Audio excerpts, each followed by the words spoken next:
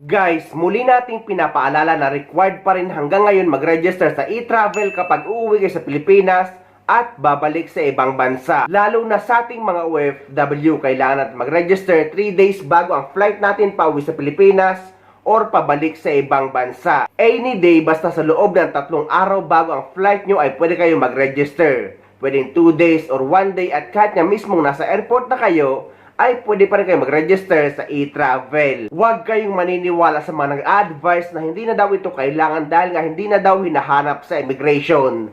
Ang rason kung bakit hindi na ito hinahanap sa immigration, dahil nakikita na sa immigration system kung may registration kayo or wala. Dahil guys, kapag hindi kayo nag-register sa e-travel, ay posible kayong maharang or maabala sa airport. Kagaya sa naranasan ng isang kababayan nating OFW na kakauwi lang sa Pilipinas galing sa bansang Saudi Arabia na naabala sa NAIA dahil nga hindi nag-register sa e-travel. So hello mga Cubs, good evening to Philippines, good morning to Saudi kung saan ka mang bansa ngayon. Wait lang. So nandito na kami sa baba mga Cubs, and then be aware po kayo sa lahat ng magta-travel dito po sa Pilipinas para tuloy-tuloy yung biyahe nyo. Pag pag nandyan pa kayo sa ibang bansa, dapat gumawa na kayo ng e-travel. Para pagdating nyo dito sa Pilipinas, hindi na kayo mahirapan. Kagaya sa amin ngayon, wala kaming e-travel, so dito pa kami naka-standby, nakaupo ngayon, yan. Dito si ate, ako din, wala akong e-travel, so ngayon dito pa kami umuupo sa basement ba to, no? Maghihintay sa e-travel. Sabi ni sir, kay bukas pa daw. Paano yan sir? Bingbang na kami.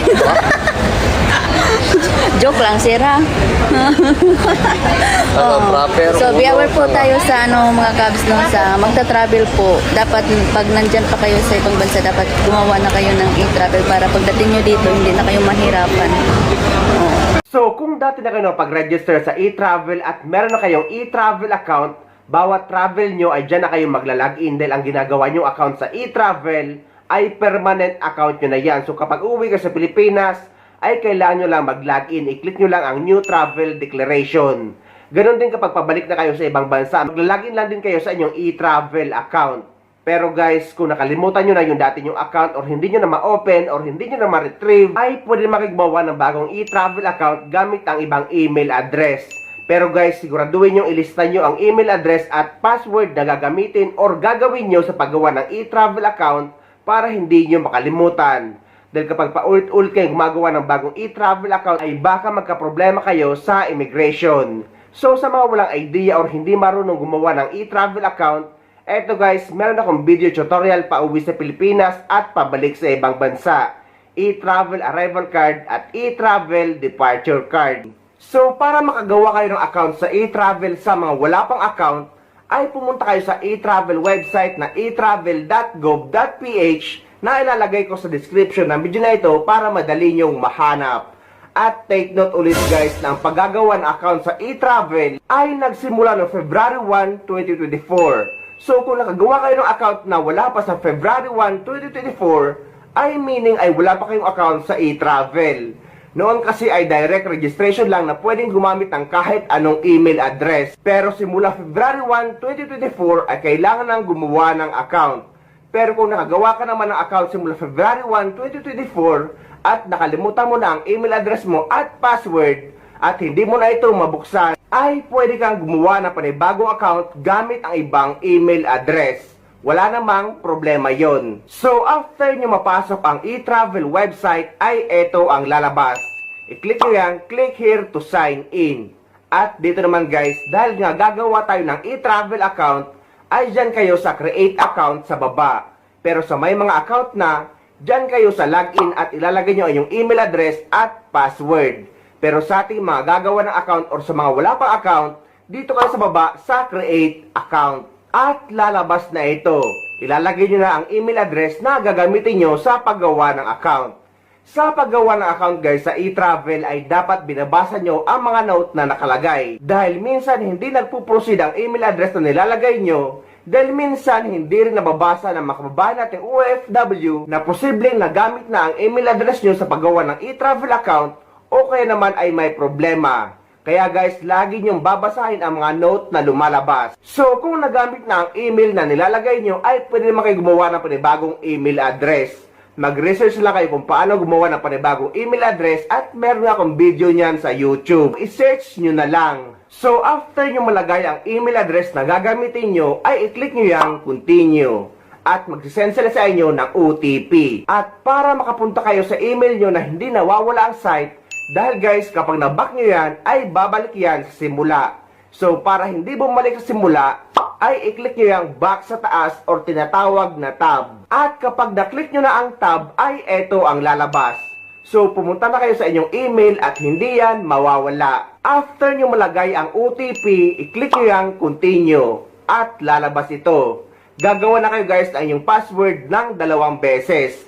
At inuulit ko guys, lagi nyong basahin ang mga instructions.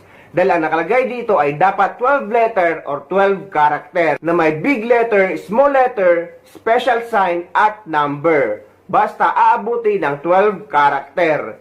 Dahil ang iba hindi makapag-proceed dahil hindi nagbabasa. So basahin nyo guys para maintindihan nyo at para magawa nyo ng tama. And after nyo malagay ang inyong password na ginawa nyo na dapat lagi nyong nililista. I-click nyo na yan, continue. Andito na tayo sa personal information. So, ilalagay nyo na ang inyong picture at i-click nyo yung upload photo. Ang ilalagay ko na sample ay si Mr. Bean. Dahil nga guys, hindi na ako pwedeng gumawa ng panibagong account sa pangalan ko dahil 2 na ang account ko sa e-travel. So, after nyo malagay ang photo, dito na tayo sa Philippine Passport. Dahil nga OFW tayo, ang pipili natin ay Philippine Passport. Pero kung ang gamit nyo naman ay Foreign Passport, ay syempre pipiliin nyo ang Foreign Passport.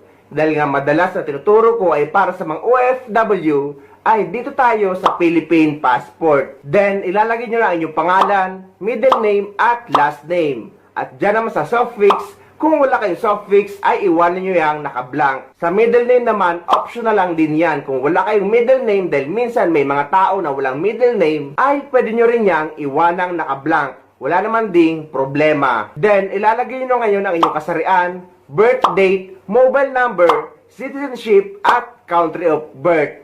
At ang inyong passport number. At ilalagay nyo ang passport issued authority. Kung sa Pilipinas, ang ilalagay nyo ay Philippines. At ang inyong passport issued date. Then, dito naman sa occupation sa mga nagtatrabaho sa labas, ay pwede nyo piliing professional.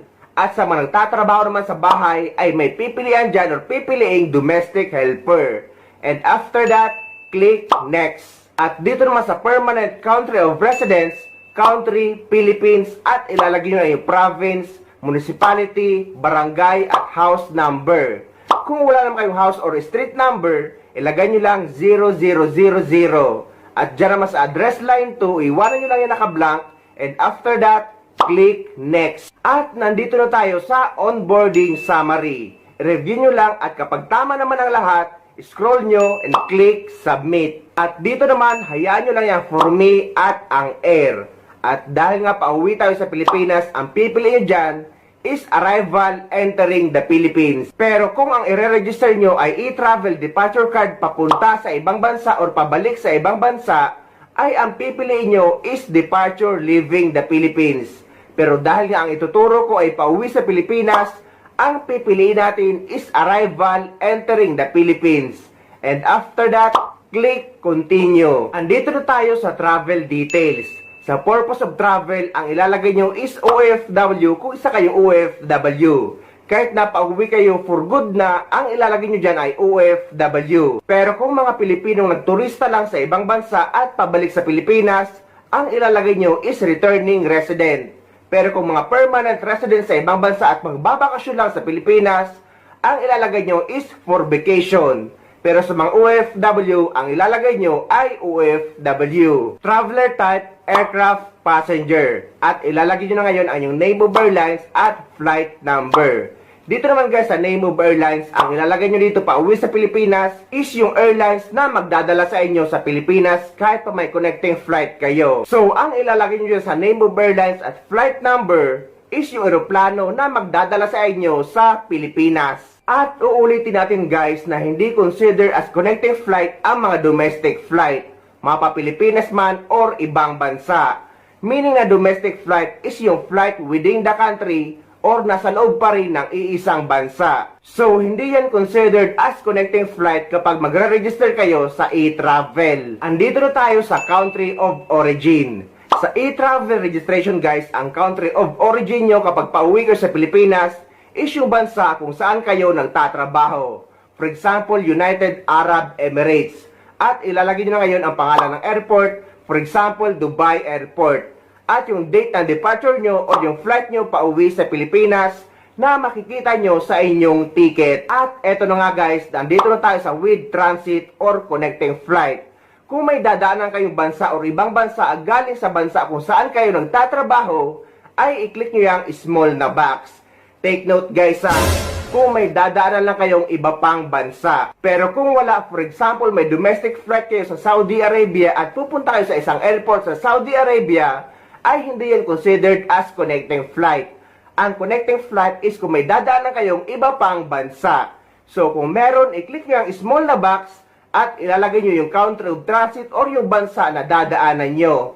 At yung pangalan ng airport at yung date of transit or pagdaan nyo sa bansang yon. Ngunit kung wala naman kayong connecting flight, ay huwag nyo ang i-click na small na box. At dito na tayo sa airport of destination. Ilalagay nyo kung naiya, Ninoy Aquino International Airport. Kung Clark naman, isi-search nyo or itatype nyo ang Clark International Airport. At dyan naman tayo sa date of arrival or yung date ng lapag nyo sa Pilipinas. At dito naman tayo sa destination upon arrival, lalabas dyan automatic na same as permanent country of residence. And after that, click next. At dito naman sa health declaration, kung wala naman kayong sakit, i-click nyo lang yan dalawang no sa baba. And after that, click next. At dito naman sa customs declaration, kung mga basic pasalubong lang naman ang dala nyo, ay hindi nyo naman kailangan i-declare. Kung wala naman kayong dalang cash na more than 50,000 peso at 10,000 US dollar. So, i-click nyo lang yung no sa tanong na, do you have baggage to declare? And take note guys na lagi pinapaalala ng mga airlines na wag kayo maglalagay ng valuable sa loob ng check-in baggage nyo.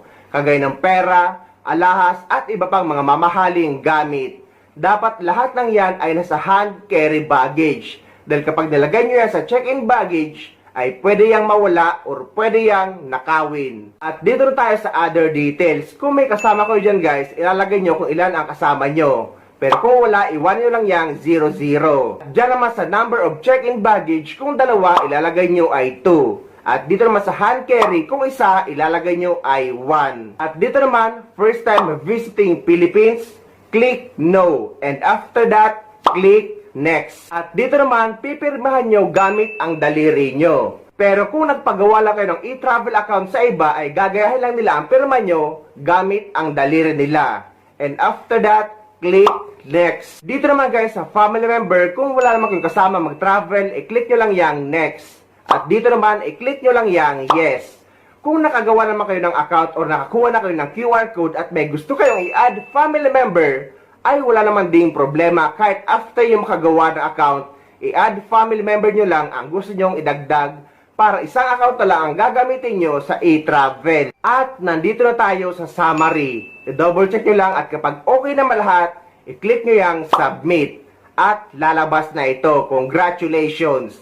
At pati ang inyong e-travel arrival card QR code. So, i-screenshot nyo lang yan. At inuulit din natin sa mga nagtatanong na nakalagay dyan ay no UEC. Dahil nga ang UEC ay ginagamit pabalik sa ibang bansa. Hindi pa uwi sa Pilipinas, kaya no UEC ang nakalagay dyan. At dyan naman sa no baggage, ay walang problema yan. Dahil nga guys, wala naman kayong dineclare. Hindi naman ibig sabihin yan ay wala kayong daladalang bagahe. At eto na nga yung bago. Sa mga nagtatanong naman kung may bayad na daw ba na tax sa e-travel or pagre-register sa e-travel. Ang sagot guys, para sa mga OFW ay wala tayong babayarang tax. Dahil exempted ang lahat ng mga OFW sa pagbabayad ng travel tax sa airport. At tayo pa nga nakukuha ang terminal fee cash refund. Applicable lang yan sa mga tourist na pupunta sa ibang bansa. Pero kung isa kang OFW at ilalagay mo ay OFW, ay hindi yan lalabas. Kaya tayong mga OFW ay wala namang dapat ipag-alala at hindi natin yan problema.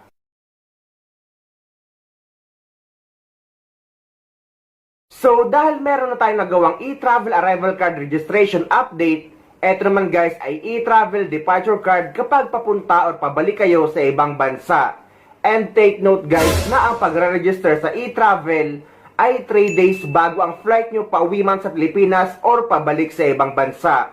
Kahit anong araw basta sa loob ng 3 days bago ang flight nyo ay pwede mag-register sa e-travel.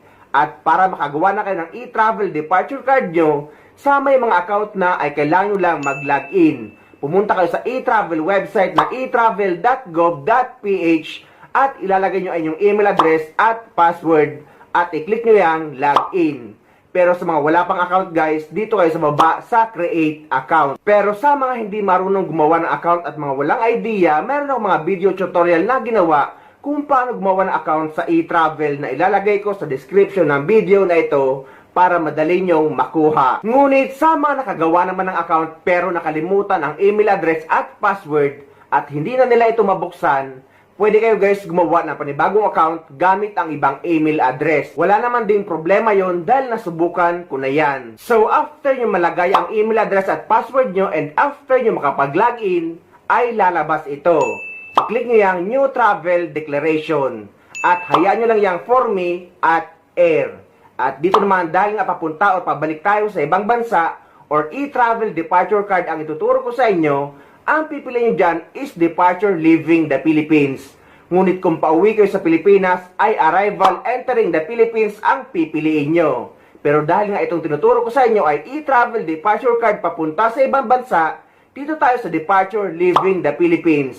And after that, click continue. Dito na tayo sa travel details. Purpose of travel, basta guys, dito sa purpose of travel, kung isa kayo OFW, ay OFW ang ilalagay nyo. Huwag nyong intindihin yung bago daw sa e-travel na tax na babayaran, yung TIESA e-travel tax. Dahil guys, hindi natin problema yan dahil ang mga OFW ay exempted sa pagbabayad ng travel tax. So basta OFW kayo ay OFW ang ilalagay nyo. Ang mga kailangan lang magbayad ng travel tax ay ang mga turista or mga magbabakasyon sa ibang bansa. At kapag OFW ang nilagay nyo ay hindi yan lalabas na TIESA e-travel tax.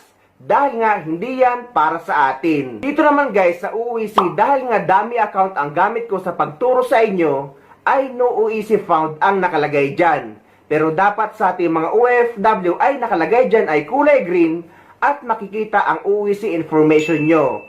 Pero may mga cases na kahit may UEC kayo ay ganyan pa rin ang lumalabas. Wala naman din problema yan guys, basta hawak nyo ang inyong printed UEC na ipapakita nyo sa immigration.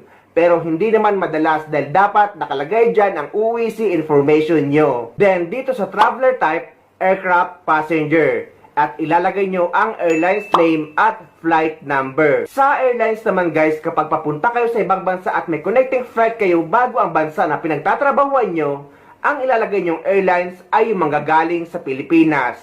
Ngunit kung pauwi naman kayo sa Pilipinas galing sa ibang bansa, kung may connecting flight kayo, ang ilalagay nyong airlines ay magdadala sa inyo sa Pilipinas. Basta guys, yung airlines na lalapag sa Pilipinas or aalis sa Pilipinas.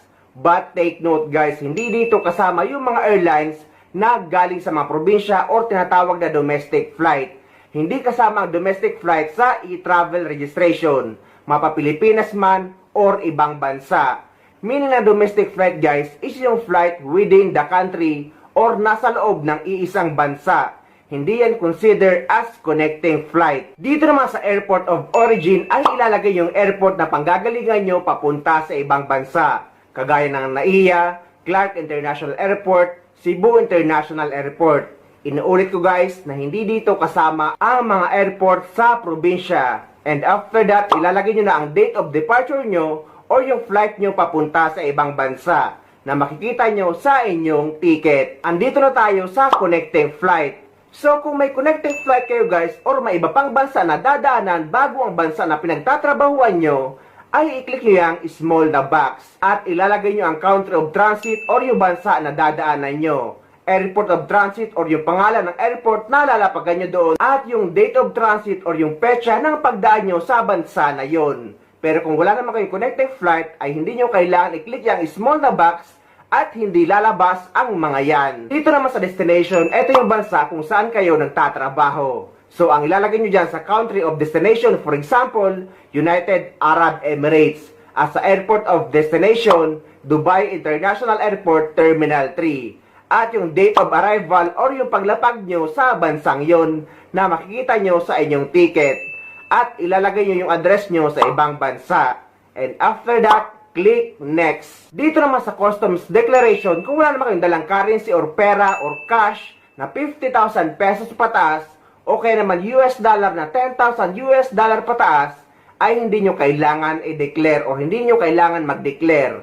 At yung mga bagahe na daladala nyo, kung mga pasalubong lang naman, kagaya ng tinapa, mangga, saging, at kung ano-ano pang lutong ulam sa Pilipinas na dadalhin nyo sa ibang bansa, ay hindi nyo na yan kailangan i-declare. So, i-click nyo lang yung no sa tanong na, do you have baggage to declare?